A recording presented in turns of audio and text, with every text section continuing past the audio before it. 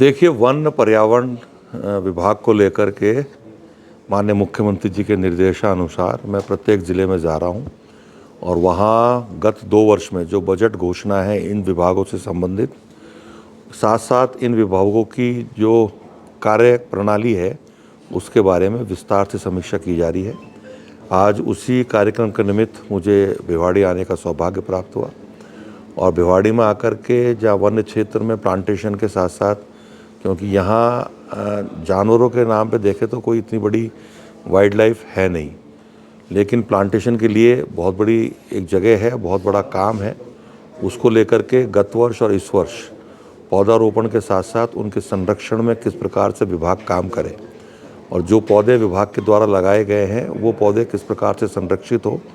साथ ही साथ इस वर्ष माननीय मुख्यमंत्री जी द्वारा हमें जो 10 करोड़ पौधे लगाने का लक्ष्य दिया गया था, खैरतल तिजारा जिला जिसका नाम अब भर्तृ नगर हो गया है,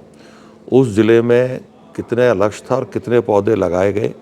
और उन पौधों के संरक्षण के लिए विभाग क्या कर रहा है। क्योंकि प्राय ये देखा जाता है कि पौधे तो लगा दिए जाते हैं लेकिन संरक्षण के लिए कोई कार्य नहीं किया जाता। और माननीय मुख्यमंत्री जी की सोच ये है कि पौधे भी लगे और उसका संरक्षण भी हो। उसको लेकर के माननीय मुख्यमंत्री जी के दिशा निर्देश अनुसार वन विभाग द्वारा त्रिस्तरीय मूल्यांकन का कार्यक्रम भी शुरू किया जा चुका है और वो एजेंसीज, जिसमें एक भोपाल की सरकारी एजेंसी है, एक जोधपुर की सरकारी एजेंसी है और एक थर्ड पार्टी ऑडिट के द्वारा भी किया जाता है, वो औचक पहुंचती है और औचक अलग अलग जो 7 संभाग हैं उसमें जितने भी हमारे डीएफओस के ऑफिस के क्षेत्र में आने वाला वन्य क्षेत्र है जहाँ प्लांटेशन हुआ है उसका औचक निरीक्षण करते हैं और सैंपलिंग के आधार पर निर्धारण करते हैं जो प्लांटेशन किया उसमें कितना सर्वाइवल रेट है। उसके साथ साथ पॉल्यूशन बोर्ड को लेकर के भी आज भिवाड़ी के जो हमारे आरओ हैं उन्होंने अपना प्रेजेंटेशन दिया और उसमें यहाँ की जो मेरी बात समझ में आई कि यहाँ बहुत सारी फैक्ट्रीज़ ऐसी हैं जो अनट्रीटेड पानी को सड़कों पे छोड़ देते हैं या खेतों में छोड़ देते हैं। उसमें आज आरओ ने खुद ने स्वीकार भी किया कि ऐसी बहुत सारी यूनिट्स हैं, बहुत सारी यूनिट्स पे हमारे विभाग के द्वारा कार्रवाई भी की गई है और आज जो यहाँ पे आरओ हैं उनको निर्देशित किया गया है कि जो उद्योग ऐसे हैं जो अनट्रीटेड पानी को सड़कों पे छोड़ रहे हैं या खेतों में छोड़ रहे हैं जिससे किसान की ज़मीन तबाह हो रही है, उनके खिलाफ सख्त से सख्त कार्रवाई की जाए।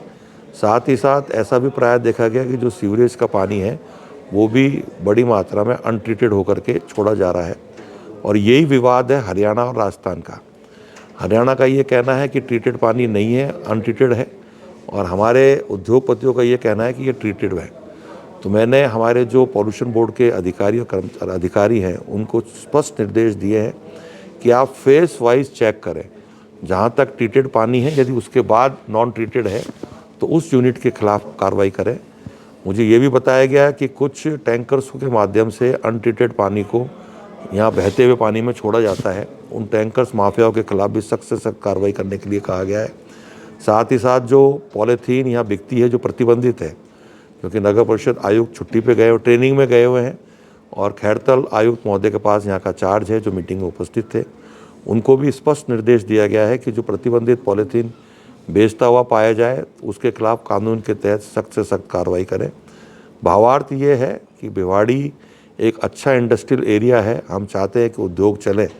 लेकिन किसान की तबाही के उस पर उद्योगों को नहीं चलने दिया जाएगा।